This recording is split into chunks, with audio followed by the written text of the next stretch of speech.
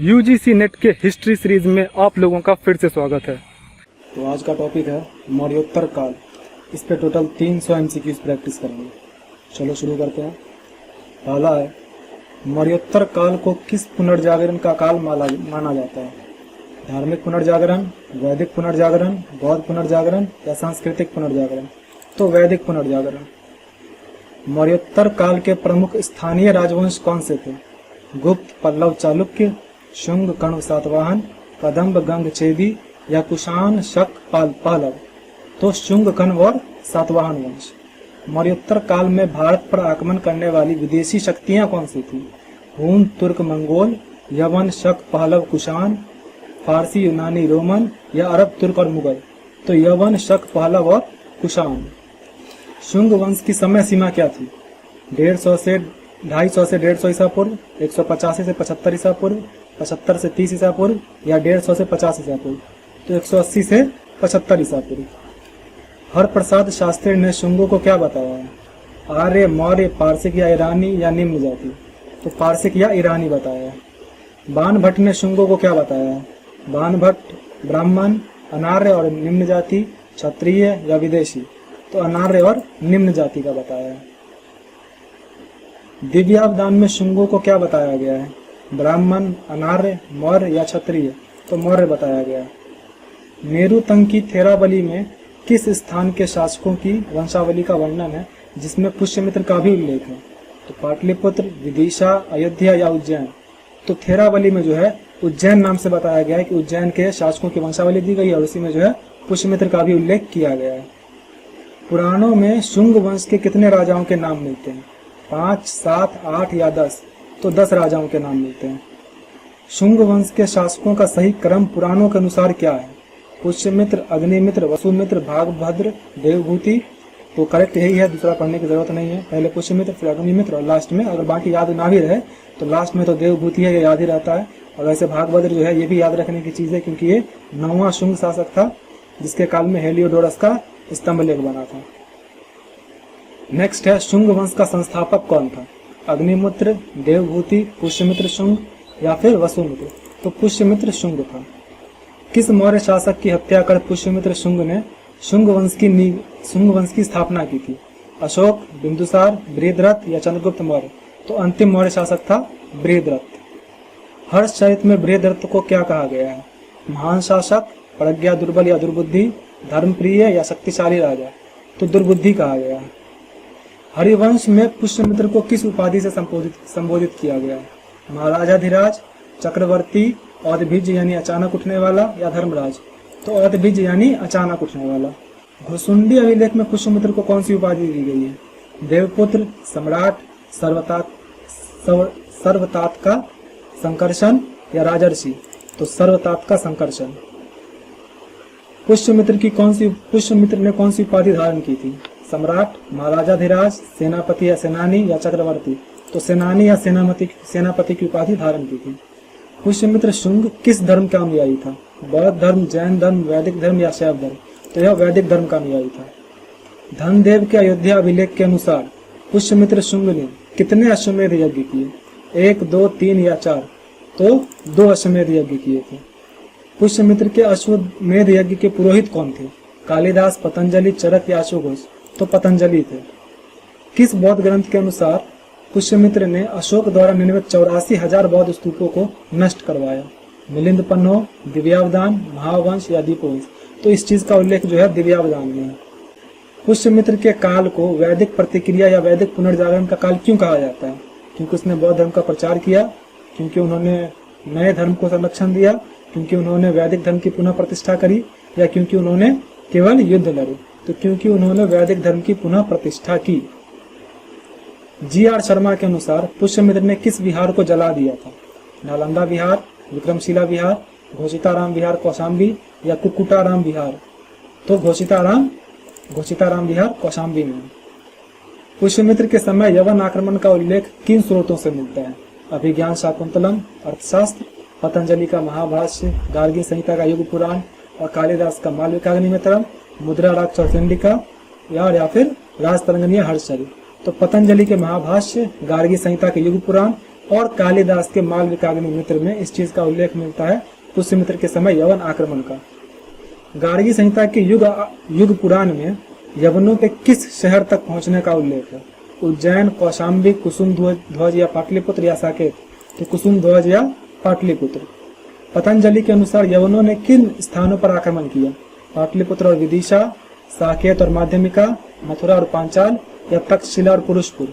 तो साकेत और माध्यमिका। अधिकांश विद्वानों ने पुष्यमित्र के समय यवन आक्रमणकारी किसे माना है? अलेक्जेंडर, मिनांडर, डेमेट्रियस या एंटियालकिड्स? तो डेमेट्रियस को माना है। किस नदी के दाएं किनारे पर पुष्यमित्र के पौत्र वसुमित्र ने यवनों को हराया था? गंगा, यमुना, सिंधु या सरस्वती? तो सिंधु के दाएं किनारे पे। कालिदास के नाटक मालविकाग्नि मित्रम के अनुसार पुष्यमित्र शुंग के समय विदर्भ युद्ध में अग्निमित्र ने विदर्भ के किस राजा को हराया था? यानी किसको हराया था और किसका पक्ष लिया था? तो यज्ञसेन को हराया था और माधवसेन का पक्ष लिया था। अग्निमित्र ने किस नदी को सीमा मानते हुए विदर्भ को 2 भागों में बांटा था? नर्मदा, ताप्ती, वर्धा या गोदावरी? तो वर्धा नदी को उसने सीमा मानते हुए विदर्भ को 2 भागों में बांट दिया। एक भाग जो है वो माधवसेन को दे दिया जो कि उसके पक्ष में था, और एक यज्ञसेन को जिसको अग्निमित्र ने हराया था। अग्निमित्र की पुत्री का नाम क्या था? मालविका, कौशिकी, पद्मावती या वेदिका? तो कौशिकी नाम था। मथुरा मोड़ा लेख से किस धर्म के विकास का पता चलता है? बौद्ध धर्म, जैन धर्म, शैव धर्म या भागवत धर्म? तो भागवत धर्म का पता चलता है। शुंग शासक भागभद्र के समय तक्षशिला के यवन शासक एंटियालकिड्स का राजदूत कौन था? मिनांडर, डेमेट्रियस, हेलियोडोरस या स्ट्रेटो? तो हेलियोडोरस था। हेलियोडोरस ने विदिशा में किस देवता को समर्पित गरुड़ स्तंभ बनवाया था? इंद्र, शिव, वासुदेव या सूर्य? तो वासुदेव को समर्पित। शुंग वंश का अंतिम शासक कौन था? भागभद्र, वसुमित्र, देवभूति या अग्निमित्र? तो देवभूति था। देवभूति की हत्या किसने की थी? पुष्यमित्र, शुंग, अग्निमित्र, वासुदेव या पतंजलि? तो वासुदेव ने की थी। शुंगों की प्रथम राजधानी क्या थी? विदिशा, पाटलिपुत्र, उज्जैन या अयोध्या?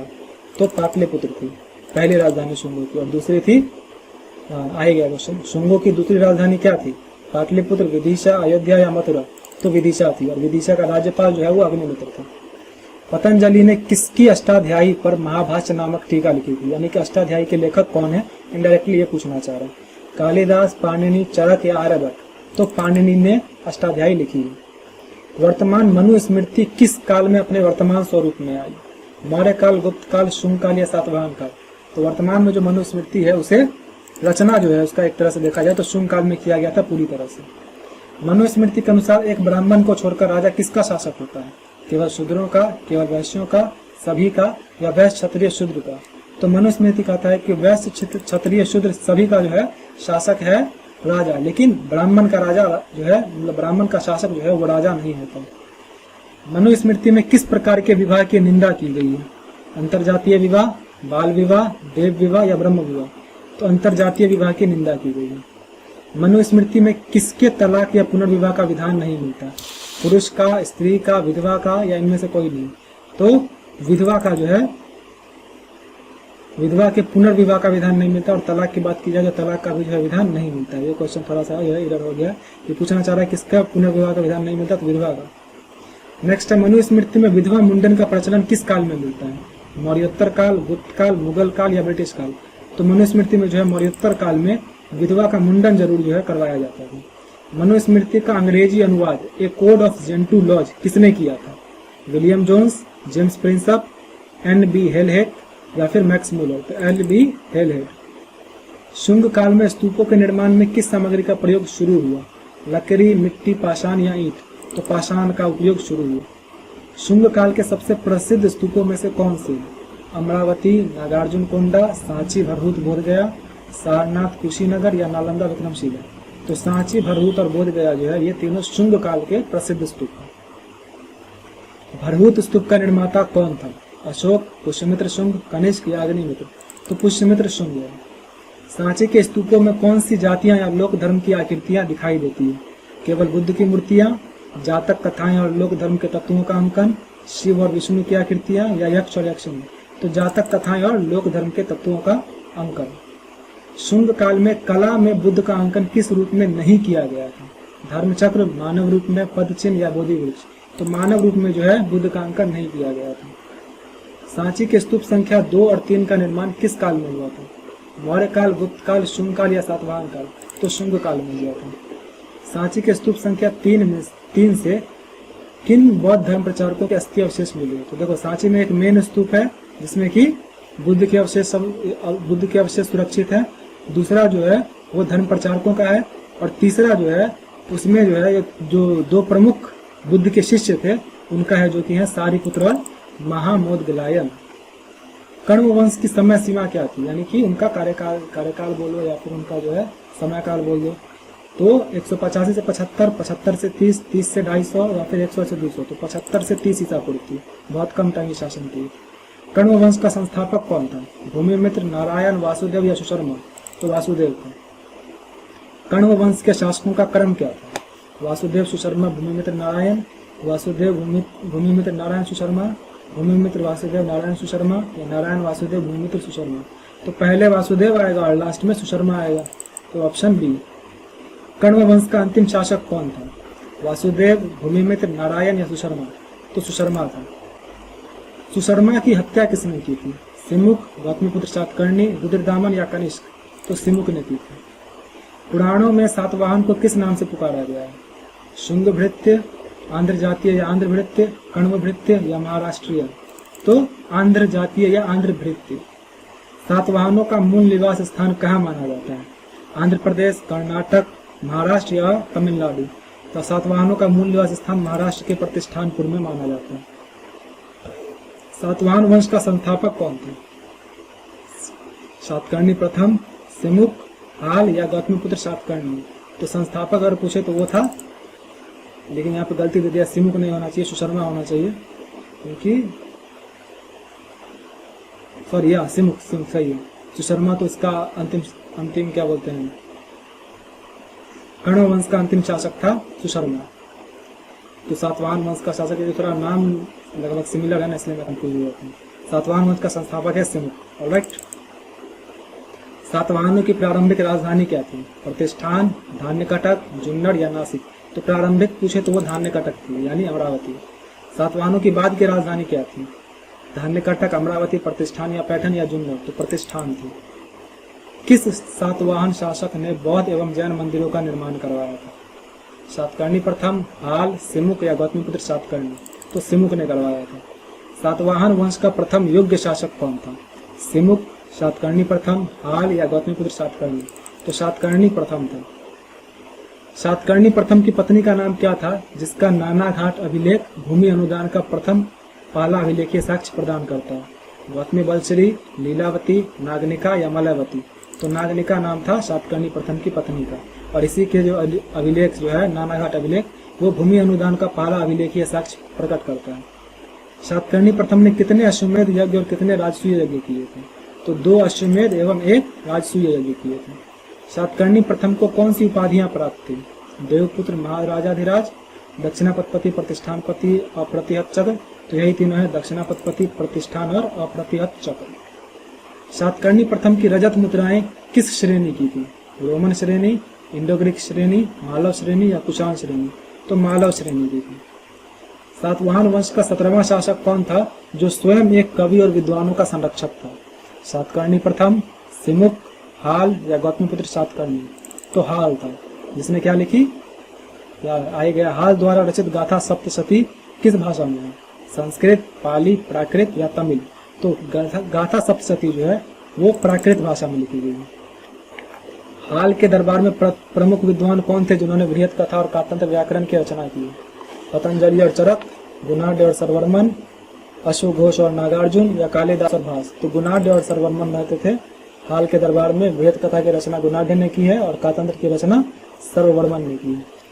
लीलावती ग्रंथ के अनुसार हाल के सेनापति विजयानंद कहाँ गए थे? चीन, श्रीलंका, रोम या मिस्र? तो श्रीलंका गए थे। सातवाहन वंश का सबसे महान शासक कौन था?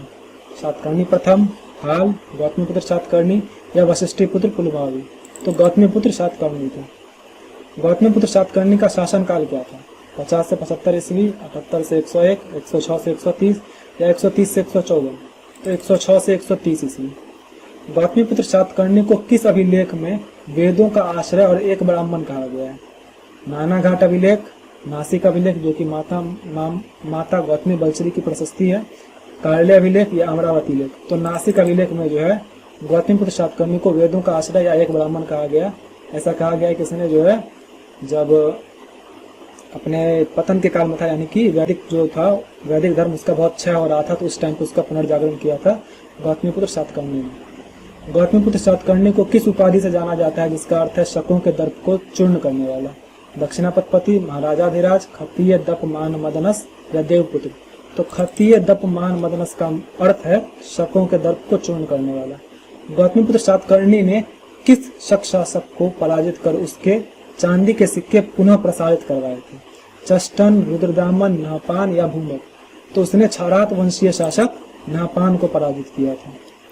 जोगलथुम्बी मुद्रा भांड से कितनी रजत मुद्राएं मिली है, जिनमें से 92 से 70 मुद्राएं जो है वो पुनः प्रसारित की गई थी। तो वहां से टोटल 13,250 मुद्राएं मिली जोगलथुम्बी मुद्रा भांड से, जो किसकी थी? क्षारात वंशीय शासक नहपान की थी। उसमें से 92 से 70 को जो है दोबारा से प्रसारित करवाया गया गौतमीपुत्र सातकर्णी द्वारा। गौतमीपुत्र सातकर्णी ने वेणकटक नामक नगर की स्थापना कहाँ की थी? नासिक के निकट, प्रतिष्ठान के निकट, अमरावती के निकट या कार्ले के निकट? तो नासिक के निकट की थी, जब इसने शकों को हराया था। गौतमीपुत्र सातकर्णी ने नासिक के बौद्ध संघ को कौन सा ग्राम शुल्क मुक्त प्रदान किया था? करजत, अजकालकीय, गोवर्धन या जुन्नार? तो अगर नासिक को पूछे तो अजकालकीय किया था। गौतमीपुत्र सातकर्णी के साम्राज्य में कौन से क्षेत्र शामिल थे? केवल महाराष्ट्र और आंध्र प्रदेश, या फिर ऋषिक, मूलक, अस्मक, सुराष्ट्र, कुकुट, विदर्भ, अपरांत, अनूप, अवंती, आकर? तो ये 10 क्षेत्र जो थे, इसका उल्लेख वशिष्ठिपुत्र पुलमावी के टाइम पे जो गौतमी बलश्री जो कि गौतमीपुत्र सातकर्णी की माता थी, उनका जो प्रशस्ति है नासिक अभिलेख, उसी में जो है इन 10 का नाम मिलता है कि गौतमीपुत्र सातकर्णी ने इन 10 क्षेत्रों को जीता था। वशिष्ठिपुत्र पुलमावी का शासन काल क्या था? 106 से 130, 130 से 54, 54 से 74 या 74 से 203? तो 130 से 154 ईस्वी। किस सातवाहन शासक को प्रथम आंध्र सम्राट और दक्षिणापथेश्वर की उपाधियां मिली थी? सातकर्णी प्रथम, वशिष्ठिपुत्र पुलमावी, यज्ञश्री सातकर्णी या फिर गौतमीपुत्र सातकर्णी? तो वशिष्ठिपुत्र पुलमावी। वशिष्ठिपुत्र पुलमावी ने किस नए नगर की स्थापना की थी? वेणकटक, नवनगर, अमरावती या प्रतिष्ठान? तो उसने नवनगर की स्थापना की थी। और वेणकटक की स्थापना किसने की थी? गौतमीपुत्र सातकर्णी ने। वशिष्ठिपुत्र पुलमावी के सिक्कों पर किस प्रकार की आकृति मिलती है जो उनके समुद्री व्यापार में रुचि दर्शाती है? हाथी, घोड़ा, 2 पतवारों वाला जहाज या बैल? तो 2 पतवारों वाला जहाज। वशिष्ठिपुत्र पुलमावी ने किस पश्चिमी क्षत्रप शासक की पुत्री से विवाह किया था? नहपान, चष्टन, रुद्रदामन या फिर भूमक? तो रुद्रदामन से जब वशिष्ठिपुत्र पुलमावी हार गया, तो इसके बाद उसकी पुत्री से विवाह कर अपनी स्थिति इसने मजबूत की। यज्ञश्री सातकर्णी का शासनकाल क्या था? 130 से 54, 154 से 74, 74 से 3 या 203 से 225? तो 174 से 203 ईस्वी ये अंतिम प्रमुख शासक था। यज्ञश्री सातकर्णी के सिक्कों पर कौन सी आकृतियां मिलती हैं जो उनके समुद्र प्रेम को दर्शाती है? हाथी और घोड़ा, जहाज, मछली और शंख, त्रिशूल और डमरू या शिव और नंदी? तो जहाज, मछली और शंख। यज्ञश्री सातकर्णी के समकालीन प्रसिद्ध बौद्ध दार्शनिक कौन थे? अश्वघोष, नागार्जुन, वसुमित्र या पार्श? तो नागार्जुन थे। सातवाहन वंश का अंतिम शासक कौन थे? यज्ञश्री सातकर्णी, वशिष्ठिपुत्र पुलमावी, पुलमावी चतुर्थ या सीमित? तो पुलमावी चतुर्थ था। सातवाहन समाज में कितनी जातियां थी? 2, 3, 4 या 5? तो 4 जातियां थी। सातवाहन समाज की सामाजिक संरचना कैसी थी? पितृसत्तात्मक, मातृसत्तात्मक ढांचा लेकिन उत्तराधिकार पितृसत्तात्मक, पितृसत्तात्मक ढांचा लेकिन उत्तराधिकार मातृसत्तात्मक? तो मातृसत्तात्मक ढांचा तो था, लेकिन उत्तराधिकार जो है वो पिता के बाद पुत्र को ही मिलता था। सातवाहन प्रशासन में राजा की उपाधि क्या थी? महाराज, स्वामी, इनमें से कोई नहीं या राजा? तो राजा ही उपाधि थी। सातवाहन प्रशासन में आहार शब्द का क्या अर्थ था? ग्राम, जिला, प्रांत या सैन्य शिविर? तो जिला था। सातवाहन प्रशासन में कटक और स्कंधावार किसे संदर्भित करते थे? कृषि भूमि, व्यापारिक केंद्र, सैनिक शिविर और छावनी या राजधानी शहर?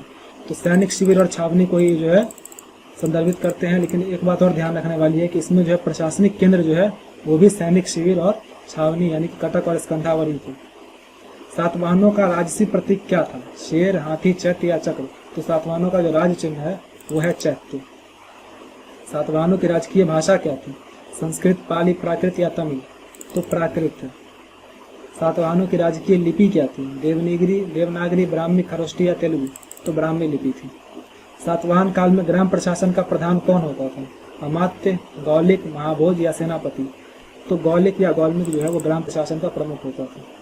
सातवाहन सामंतों की कितनी श्रेणियां थी? 2, 3, 4 या 5? तो 3 श्रेणियां थी। तो इस तरह से 99 क्वेश्चन यहाँ कंप्लीट होते हैं। अब इसका दूसरा सेट करते हैं। ऑलराइट। ब्राह्मणों को भूमिदान देने की प्रथा सर्वप्रथम किस वंश ने शुरू की थी? मौर्य, शुंग, सातवाहन या गुप्त? तो सातवाहनों ने शुरू की थी। सातवाहन काल में अक्षय नवी क्या थी?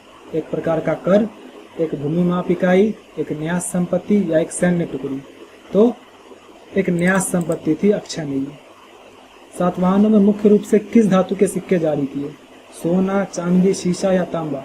तो सातवाहनों ने ज्यादातर शीशा के सिक्के जारी किए। सातवाहन सिक्कों पर आमतौर पर कौन से चित्र मिलते हैं? राजा और रानी, चैत्य वृक्ष, स्वास्तिक, जहाज, बुद्ध की आकृतियां या रोमन देवी देवता? तो चैत्य वृक्ष, स्वास्तिक और जहाज। किस सातवाहन शासक ने राजा के नाम से सिक्के जारी किए थे? सिमुक, सातकर्णी प्रथम, गौतमपुत्र सातकर्णी या हाल?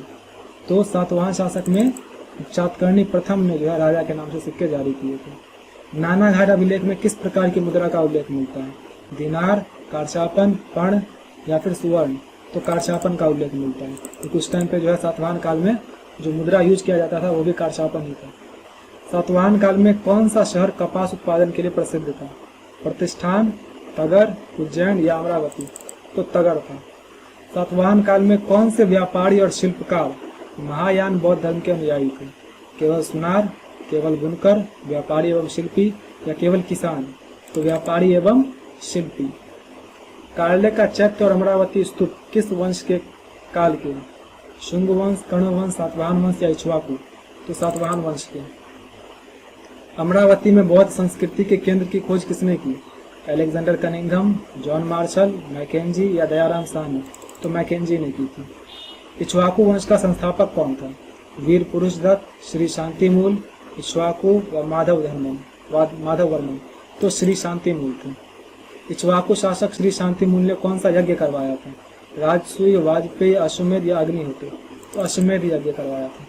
इक्ष्वाकु शासक वीर पुरुष दत्त ने किस शक राजा की पुत्री रुद्र भट्टारिका से विवाह किया था? नापान, चष्टन, रुद्रदामन या इनमें से कोई नहीं?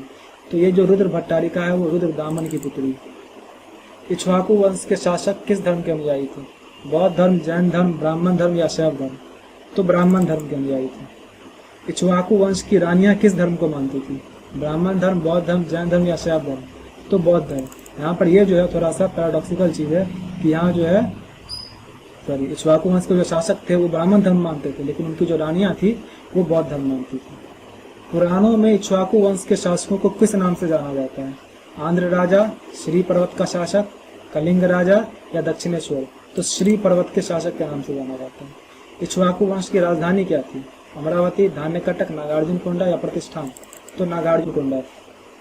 किस वंश ने सर्वप्रथम ईंटों के मंदिरों का निर्माण करवाया था? सातवाहन, शुंग, इक्ष्वाकु या गुप्त? तो इक्ष्वाकु वंश ने सबसे पहले ईंटों के मंदिरों का निर्माण शुरू करवाया। अभीरा वंश का संस्थापक कौन था? ईश्वर सेन, शिवदत्त, वीरसेन या वासुदेव? तो अभीरा वंश का संस्थापक ईश्वर सेन था। कलचूरी चेदी संवत का संस्थापक किसे माना जाता है? ईश्वर सेन, रुद्रदामन, कनिष्क या विक्रमादित्य? तो कलचूरी चेदी संवत का संस्थापक ईश्वर सेन को माना जाता है। छठू सातकर्णी वंश का अंत किस वंश द्वारा किया गया था? सातवाहन, इक्ष्वाकु, कदम या पल्लव?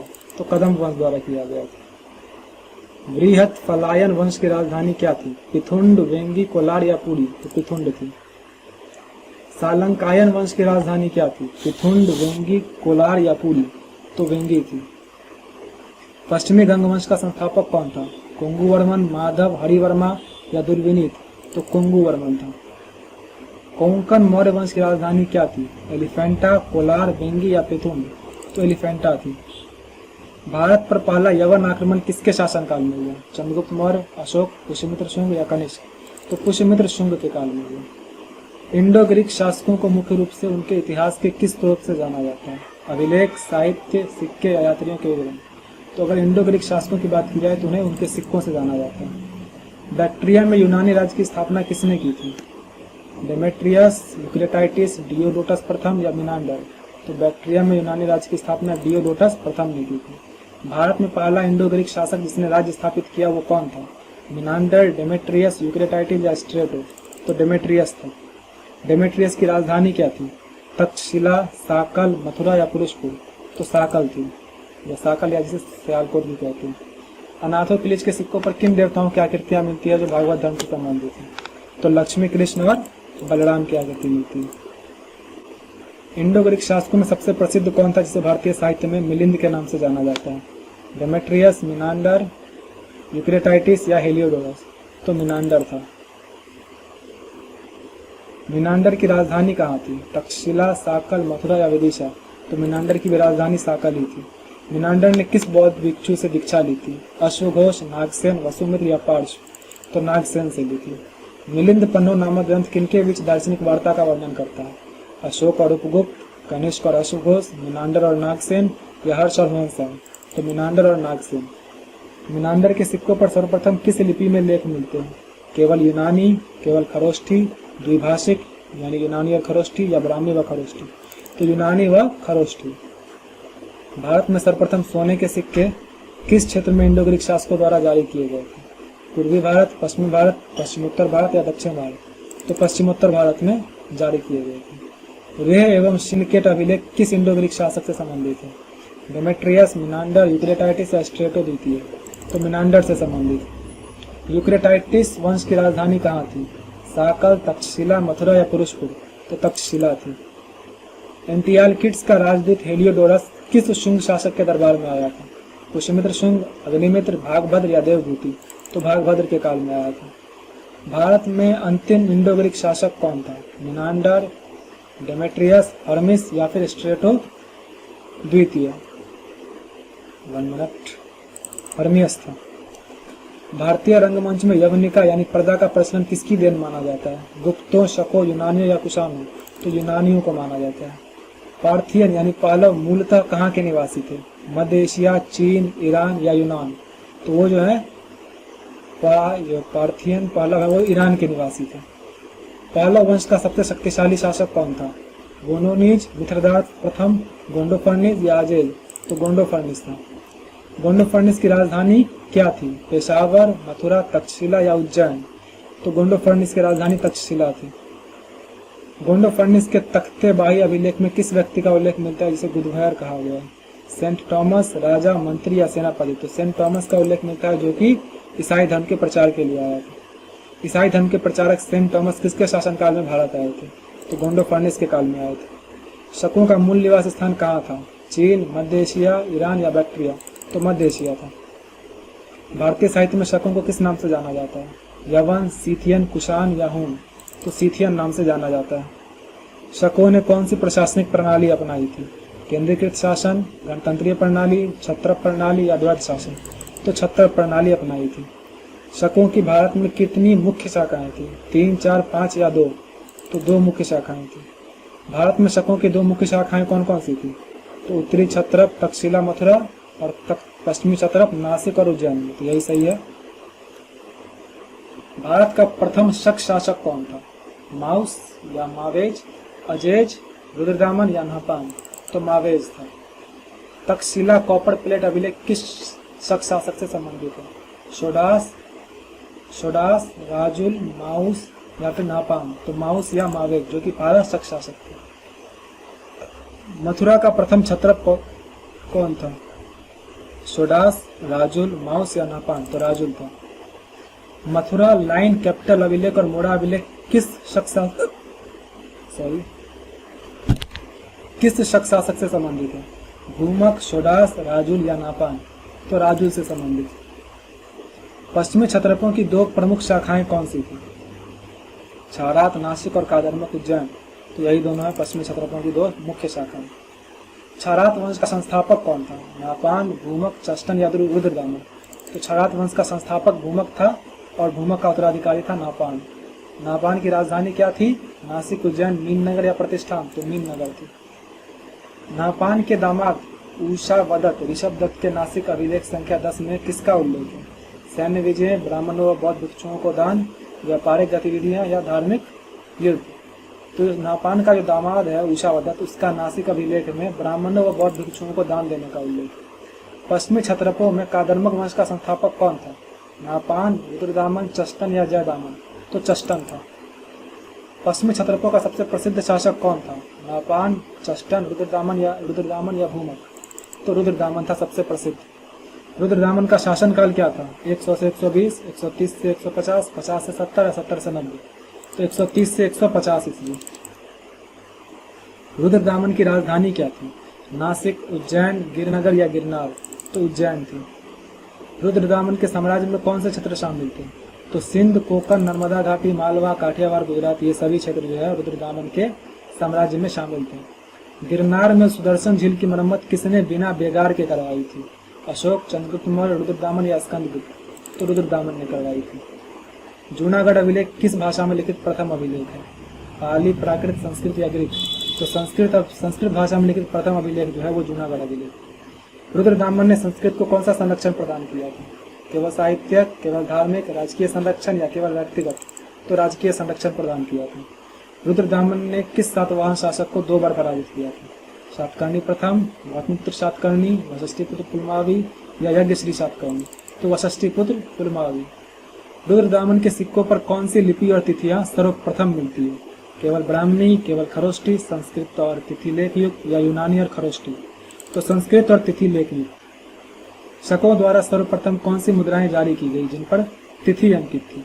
सोने की मुद्राएं, चांदी की मुद्राएं, तांबे की मुद्राएं या प्रोटीन मुद्राएं? तो चांदी की वो मुद्राएं जिन पर तिथि अंकित है वो सबसे पहले शकों द्वारा जारी की गई थी। उज्जैन के शासक विक्रमादित्य ने शकों को कब पराजित कर विक्रम संवत शुरू किया? 78 ईस्वी, 57 ईसा पूर्व, 320 ईस्वी या 400 ईस्वी? तो 57 ईसा पूर्व में जो है विक्रम संवत या मालव संवत शुरू होता है। कुषाण मूलतः किस क्षेत्र से संबंधित थे? पूर्वी यूरोप, मध्य एशिया, ईरान या फिर उत्तरी अफ्रीका? तो मध्य एशिया यानी चीन का पश्चिमी क्षेत्र से संबंधित थे। कुषाण किस जनजाति से संबंधित थे? सीथियन, हून, यूची या पर्थियन? तो यूची कबीले से थे कुषाण। कुषाण वंश का प्रथम शासक कौन था? विम कटफिसस, कनिष्क प्रथम, कुजुल कटफिसस या वासुदेव प्रथम? तो कुजुल कटफिसस था। कुजुल कटफिसस के सिक्कों पर किन 2 लिपियों में कुजुल कटफिसस के सिक्के किन 2 लिपियों में थे? ब्राह्मी और खरोष्टी, यूनानी और खरोष्टी, प्राकृत और संस्कृत या देवनागरी और यूनानी? तो यूनानी और खरोष्टी। भारत में कुषाण शक्ति का वास्तविक संस्थापक किसे माना जाता है? कुजुल कटफिसस, विम कटफिसस, कनिष्क प्रथम या वासुदेव प्रथम? तो यहाँ देखो सबसे फेमस नहीं पूछा रहा या फिर सबसे शक्तिशाली नहीं पूछ रहा, वास्तविक संस्थापक पूछ रहा है तो वो होगा विम कटफिसस जो कि कुजुल कटफिसस का उत्तराधिकारी था। भारत में सर्वप्रथम बड़े पैमाने पर सोने के सिक्के किस वंश द्वारा जारी किए गए? मौर्य, गुप्त, इंडो ग्रीक या कुषाण? तो सर्वप्रथम बड़े पैमाने पर कुषाणों द्वारा जारी किए गए, लेकिन सबसे ज्यादा सिक्के जो है वो गुप्तों द्वारा जारी किए गए। विम कटफिसस किस धर्म का अनुयायी था? बौद्ध, जैन, शैव या वैष्णव? तो वो शैव धर्म का अनुयायी था। विम कटफिसस के सिक्कों पर कौन सी आकृतियां मिलती है जो उनके धार्मिक झुकाव को दर्शाती है? तो पहले बता दिया शैव धर्म का अनुयायी था, तो वो शिव, नंदी और त्रिशूल जो है इसकी आकृतियां उसके सिक्कों पर है। कुषाणों का सबसे महान शासक कौन था? कुजुल कटफिसस, विम कटफिसस, कनिष्क प्रथम या वासुदेव प्रथम? तो कनिष्क प्रथम। कनिष्क प्रथम का शासनकाल क्या था? 50 से 78 ईस्वी, 78 से 101, 101 से 125, 125 से 150? तो 78 से 101 ईस्वी। कनिष्क प्रथम ने किस शक संवत की शुरुआत की थी, यानी किस वर्ष शक संवत की शुरुआत की थी? तो 78 ईस्वी में जब उसका राज्याभिषेक हुआ था उसके बाद उसने शक संवत की शुरुआत की थी। कनिष्क की प्रथम राजधानी क्या थी? मथुरा, पेशावर, तक्षशिला या पाटलिपुत्र? तो पेशावर थी। कनिष्क की दूसरी राजधानी क्या थी? पेशावर, मथुरा, तक्षशिला या पाटलिपुत्र? तो दूसरी राजधानी मथुरा थी। ह्वेनसांग ने पेशावर में कनिष्क द्वारा निर्मित किस विशाल स्तूप का उल्लेख किया है? सांची स्तूप, भरभूत स्तूप, कनिष्क विहार या सारनाथ स्तूप? तो कनिष्क विहार का उल्लेख किया।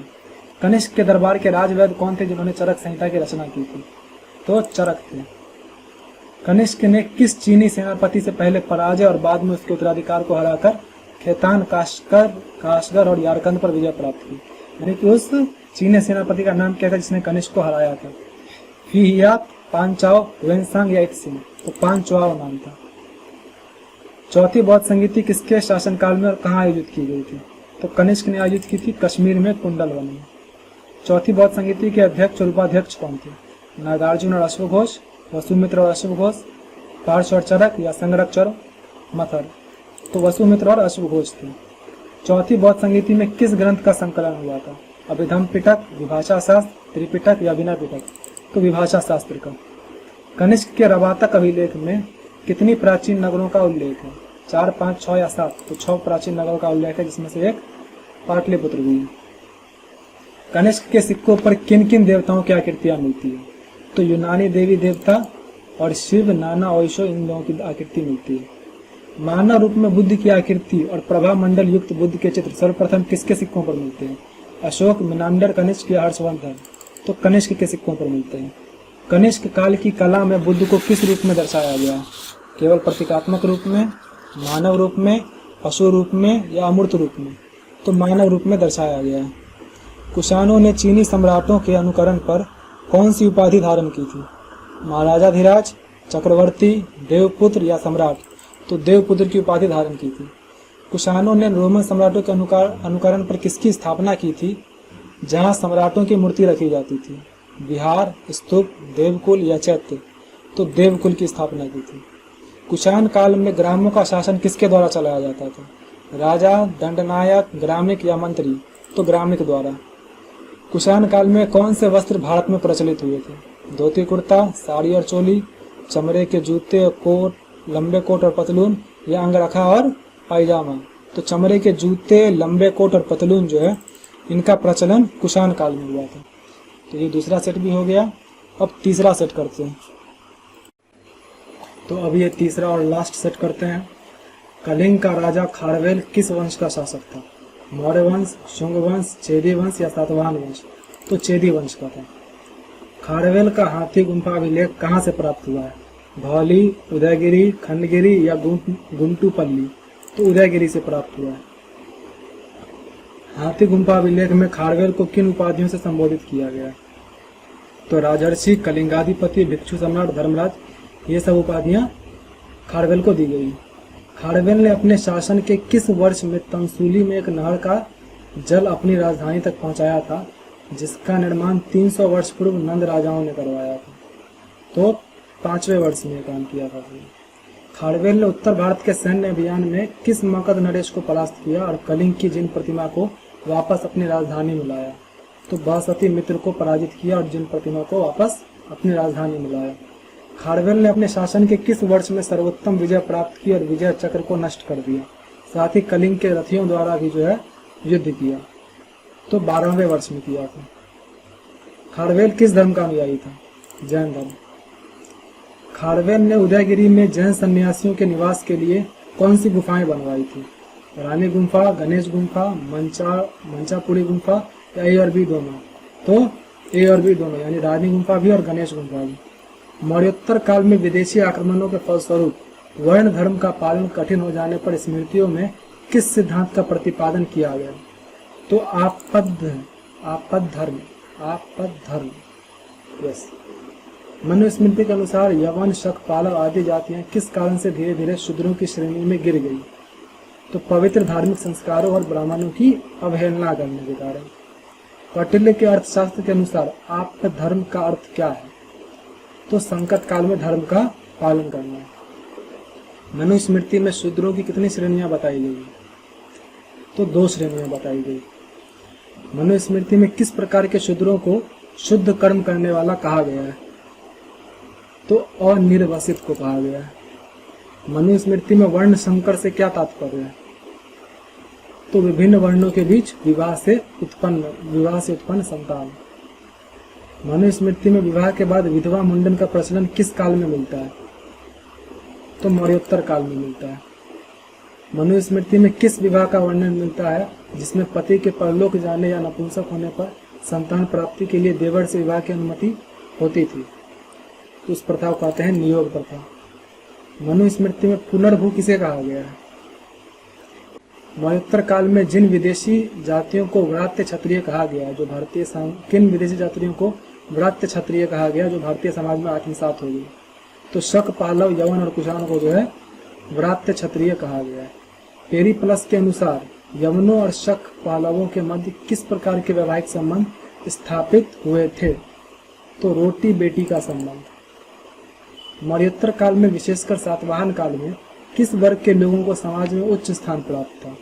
तो ब्राह्मण और क्षत्रियों को। मौर्योत्तर काल में बाल विवाह और सती प्रथा का प्रचलन अपेक्षाकृत कैसा था? तो अपेक्षाकृत कम व्यापक था। गंधार कला शैली पर किन प्रभावों का मिश्रण था? तो इंडो ग्रीक और या फिर जिसे ग्रीक बुद्धिस्ट कहते हैं। गंधार कला शैली की मूर्तियों में किस रंग के स्लेट पत्थर का प्रयोग किया गया है? तो काला रंग के। गंधार कला शैली में बुद्ध के चेहरे की समानता किससे दिखाई गई है? तो यूनानी देवता अपोलो से। गंधार कला शैली के प्रमुख केंद्र कौन से थे? मथुरा और सारनाथ, तक्षशिला पेशावर, बेग्राम, अमरावती और नागार्जुन कोंडा या अजंता और एलोरा? तो तक्षशिला पेशावर और बेग्राम। गंधार कला शैली में किस रंग के प्रस्तर का सर्वाधिक प्रयोग हुआ? तो काला स्लेटी पत्थर। बुद्ध की प्रथम मूर्ति का निर्माण किस शैली में हुआ था? तो मथुरा शैली में हुआ था। मथुरा कला शैली में किस प्रकार के प्रस्तर का प्रयोग किया गया था? तो लाल बलुआ पत्थर का प्रयोग किया गया था। मथुरा कला शैली में बुद्ध की मूर्तियां कैसी दिखाई देती है? तो आध्यात्मिक और भारतीय विशेषताओं वाली। मथुरा कला शैली में किन किन धर्मों से संबंधित मूर्तियों का निर्माण हुआ? तो हिंदू, बौद्ध और जैन धर्म। मथुरा कला में यक्ष, याक्षिणी, नाग, नागिन आदि की मूर्तियों के निर्माण का श्रेय किसे दिया जाता है? तो कुषाणों को दिया जाता है। मथुरा कला शैली के प्रमुख केंद्र कौन से थे? तो मथुरा और उसके आसपास का क्षेत्र। गंधार कला की तुलना में मथुरा कला की क्या विशेषता थी? तो आध्यात्मिक, विशुद्ध भारतीय। मौर्योत्तर काल में स्तूपों के निर्माण में किस सामग्री का प्रयोग शुरू हुआ? तो पत्थर का प्रयोग शुरू हुआ। मौर्योत्तर काल के सबसे प्रसिद्ध स्तूपों में से कौन कौन से हैं? तो सांची, भरहुत और बोध गया है। कार्ले का चैत्य और अमरावती स्तूप किस वंश के काल के? तो सातवाहन वंश के। अमरावती में बौद्ध संस्कृति के केंद्र की खोज किसने की थी? तो मैकेंजी ने की थी। मौर्योत्तर काल में हिंदू धर्म में किस अवधारणा का विकास हुआ? तो अवतारवाद का विकास हुआ। भागवत धर्म का प्रमुख केंद्र कहाँ था? तो पश्चिमी भारत यानी मथुरा। शुंग शासक भागभद्र के समय तक्षशिला के यवन शासक एंटियालकिड्स का राजदूत कौन था जिसने विदिशा में गरुड़ स्तंभ बनवाया? तो हेलियोडोरस था। हेलियोडोरस किस धर्म का अनुयायी बन गया था? तो भागवत धर्म का अनुयायी बन गया था। नासिक के मोड़ा कूप अभिलेख में किस धर्म के विकास का पता चलता है? तो भागवत धर्म का। दशाश्वमेध घाट किस राजवंश के संरक्षण में वैष्णव धर्म का प्रमुख केंद्र बन गया? तो भार शिवनाग। महायान बौद्ध धर्म का विकास किस काल में हुआ? तो मौर्योत्तर काल में हुआ। कुषाण काल में महायान बौद्ध धर्म के प्रसिद्ध केंद्र कौन से थे? बोध गया और सारनाथ, मथुरा और गांधार, राजगीर और वैशाली या नालंदा और विक्रमशिला? तो राजगीर और वैशाली। शुंग काल में किस ग्रंथ को अंतिम रूप दिया गया जिसे भारतीय समाज की प्रथम विधि पुस्तक माना जाता है? तो मनुस्मृति को। सातवाहन काल में प्रशासन का स्वरूप कैसा था? तो विकेंद्रीकृत था, क्योंकि पता होगा उसमें सामंती टाइप का व्यवस्था था। सातवाहन शासकों ने ब्राह्मणों और बौद्ध भिक्षुओं को भूमि अनुदान की प्रथा क्यों शुरू की? तो शांति और व्यवस्था बनाए रखने के लिए। आर.एस. शर्मा के अनुसार सामंतवाद का उदय किस काल में हुआ? तो मौर्योत्तर काल में हुआ। कुषाणों ने चीनी सम्राटों की उपाधि स्वर्गपुत्र के अनुकरण पर कौन सी उपाधि धारण की थी? तो देवपुत्र की उपाधि धारण की थी। कुषाणों ने रोमन सम्राटों के अनुकरण पर किसकी स्थापना की थी जहां कुषाण सम्राटों की मूर्ति रखी जाती थी? तो देवकुल की स्थापना। जैसे देवकुल जो है वैसे ही रोमन सम्राट के यहाँ भी जो है ऐसा ही कुछ है जहाँ पे जो है वो लोग अपने सम्राटों की मूर्ति रखते थे। तो कुषाणों ने भी इसी का अनुकरण किया और वहाँ कुषाण सम्राटों की मूर्ति रखी जाती है देवकुल में। कुषाण काल में ग्रामों का शासन किसके द्वारा चलाया जाता था? तो ग्रामिक द्वारा। मौर्योत्तर काल में पश्चिमी देशों के साथ व्यापार में किस देश का महत्वपूर्ण स्थान था? तो रोम का था। किस चीनी रेशम मार्ग पर कुषाणों का नियंत्रण था? तो मध्य रेशम मार्ग पर। यूनानी नाविक हिप्पलस ने किस हवा की खोज की जिसने भारत और पश्चिमी देशों के बीच समुद्री व्यापार को आसान बनाया? तो उसने व्यापारिक हवाओं की खोज की। पेरिप्लस के अनुसार रोमन साम्राज्य को भारत से निर्यात की जाने वाली प्रमुख वस्तुएं क्या थी? तो निर्यात पूछ रहा है तो वो हो जाएगा रेशम, काली मिर्च, हाथी दांत, मोती। प्लिनी के अनुसार अपने ग्रंथ से किस देश में भारतीय वस्तुओं के कारण स्वर्ण का बहिर्गमन होने की शिकायत की गई है? तो रोम में। किस रोमन सम्राट के सिक्कों की सबसे बड़ी संख्या दक्षिण भारत से मिली है? तो नीरो। दक्षिण भारत के रोमन सिक्कों के जमाव कहाँ से मिले हैं? तो अरिकामेडु, शिशुपालगढ़, ब्रह्मगिरी, तमलुक, अमरावती इत्यादि। व्यापारिक मार्ग में उज्जैन किसके लिए प्रसिद्ध था? तो पत्थर और मोतियों के लिए। मौर्योत्तर काल में कौन सा शहर कपास उद्योग का प्रमुख केंद्र था? प्रतिष्ठान, उरैयूर, अरिकामेड या फिर इनमें सभी? तो उपरोक्त सभी। मौर्योत्तर काल में किस उद्योग के कारीगरों को समाज में उच्च स्थान प्राप्त था? तो बढ़ई को प्राप्त था। मौर्योत्तर काल में श्रेणियां अपने सदस्यों पर किस प्रकार का अधिकार रखती थी? तो न्यायिक और व्यक्तिगत जीवन में हस्तक्षेप। श्रेणियां किन परिस्थितियों में स्वतंत्र रूप से कार्य करती थी और कब राजा हस्तक्षेप कर सकता था? तो स्वयं काम के नियम, मानक और कीमतें तय करती थी और कुछ ही परिस्थितियों में राजा हस्तक्षेप कर सकता था। किस अभिलेख में तंतुवाई यानी रेशम बुनकर चलने का उल्लेख मिलता है? तो नासिक अभिलेख में मिलता है। जातक ग्रंथों में व्यवसायी को किस नाम से पुकारा जाता है? तो श्रेष्ठी नाम से पुकारा जाता है। याज्ञवल्क्य स्मृति में श्रेणी के संबंध में किन बातों का उल्लेख है? तो अधिकार, नियम, प्रवेश की शर्तें और न्यायिक भूमिका। मथुरा के एक अभिलेख में भूविष्क के राज्यकाल में किस कारीगरों की श्रेणी के यहाँ धन जमा कराने का उल्लेख है? तो आटा पीसने वाले कारीगर। श्रेणियों के पास रखी इस धरोहर को क्या कहा जाता है? निधि। अश्वघोष की प्रसिद्ध रचनाएं कौन सी है? तो बुद्ध चरितम, सौंदरानंद और सारीपुत्र प्रकरण। अश्वघोष किसके राजकवि थे? तो कनिष्क के थे। महायान बौद्ध धर्म का संस्थापक किसे माना जाता है? नागार्जुन को। बौद्ध ग्रंथ में शून्यवाद के प्रवर्तक कौन थे? तो शून्यवाद के प्रवर्तक भी नागार्जुन थे। नागार्जुन किसके समकालीन थे? तो कनिष्क के समकालीन थे। किस काल में भारत में इंडो रोमन व्यापार अपने चरम पर था? तो मौर्योत्तर काल में था। किस बंदरगाह का ब्रोच के नाम से भी जाना जाता है और यहाँ पश्चिमी भारत का एक प्रमुख बंदरगाह है? तो भरूकच, या फिर ये भरौच लिखना चाह रहा है, भरौच यानी गुजरात में।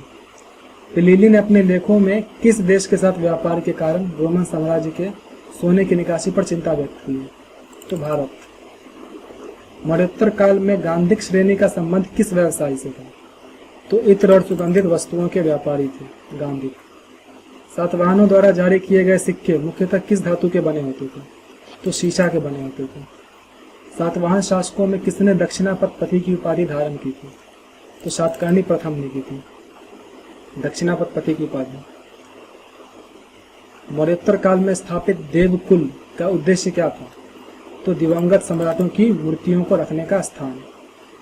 खारवेल के किस अभिलेख से उसके शासन के 13 वर्षों की घटनाओं की क्रमबद्ध जानकारी मिलती है? तो हाथी गुम्फा अभिलेख। बौद्ध साहित्य में अक्षानिवि शब्द का क्या अर्थ है? तो स्थायी जमा या न्यास निधि। इस तरह से हमारे 83 क्वेश्चन इसमें थे, बाकी जो है 99 क्वेश्चन उसमें थे। टोटल 300 क्वेश्चन का टारगेट था, लेकिन चलो कितना, इधर 17 और उधर 2, यानी कि 19 क्वेश्चन कम थे। टोटल 280 क्वेश्चन थे, फिर भी उसमें से कितना सही हुआ बता देना।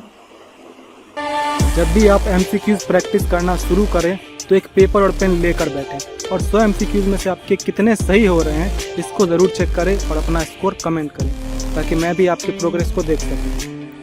बाकी रोज़ मैं आप लोगों को अपने नेक्स्ट डे का टॉपिक बता दिया करूंगा और आपको हर एक सोर्स से उतना पढ़ के आना है। चलिए ठीक है, मिलते हैं फिर नेक्स्ट वीडियो में।